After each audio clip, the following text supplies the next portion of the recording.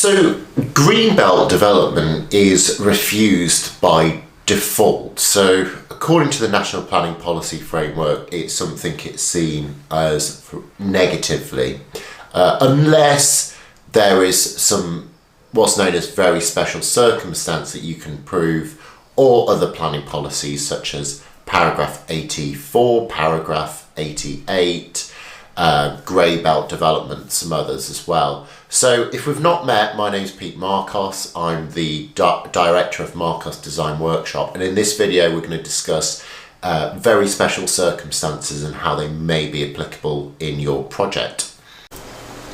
So what we had a site in a woodland in Worcestershire. There was contaminated ground that needed remediating, and the site had been left in poor conditions for years. So what we had was, the site was on a slope.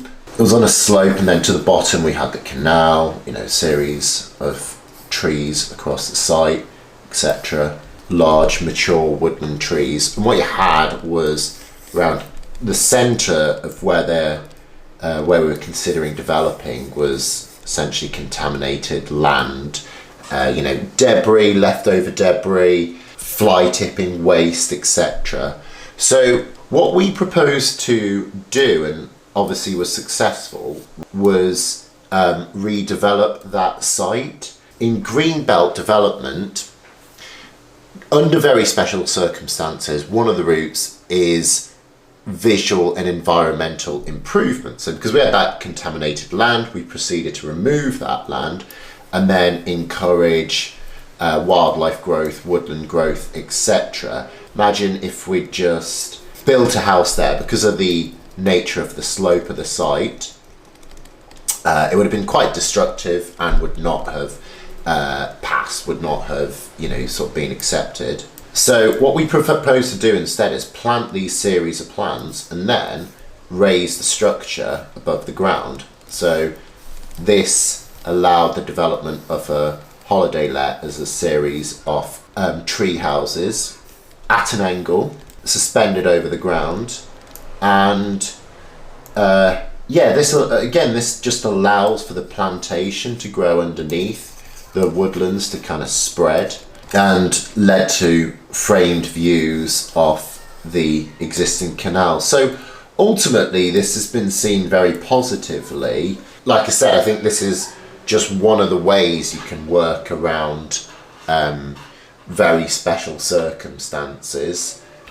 The key thing is with a very special circumstance is it has to outweigh the harm. So to give a crude example, let's say there is some bin bags which are left on a potential site, and then you chose to, or you asked to develop a project. It's unlikely the planners are going to see that as positive, because they will see that the remediation work replacing the damage is not really sufficient. I mean, if you think of it like a balance of scales, like the scales really have to weigh towards the improvement outweighing the costs of any potential environmental damage, visual damage, etc.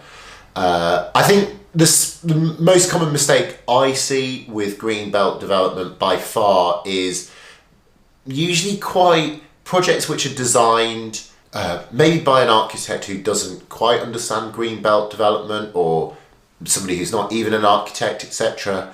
And it's designed almost in a void, and it doesn't take consideration of these planning policies, or how it overcomes very special circumstances, or how it works with that as a policy. And subsequently that person might get a planning rejection, and then at that point they usually become a bit more aware of, for example, very special circumstances, but also other planning policies as well. So I've put a link below to a blog I've written which explains all the very special circumstances, all the planning policies around that. So please feel free to read that if it's useful. If you do have a site in mind, or you've got a plot of land, or you're let's say even if you're early in the process of buying a plot of land and you'd like a 20-minute conversation with myself, you can also use the link in the description to book a free call with myself and have a conversation. So yeah, I hope this is useful and looking forward to speaking with you soon.